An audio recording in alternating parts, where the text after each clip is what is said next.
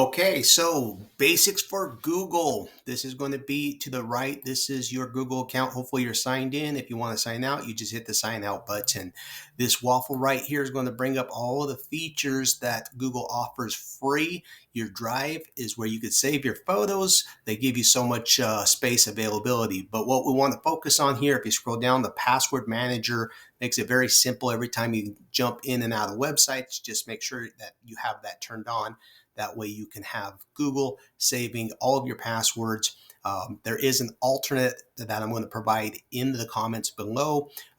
There's a lot of password managers, but it is a pain to remember hundreds and hundreds of different passwords, and it's definitely not advisable to use the same password for all of your accounts. So you have your favorites up here. If ever you go to a website that you wanted to add as your favorite, let's just go to cnn.com for example. You'll just hit the star button right here and it will say bookmark, and you hit done, and then you will have a quick reference up here.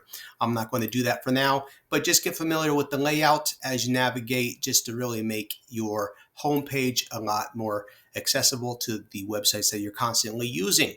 Again, that password manager link will be in the description below. Hope this helps.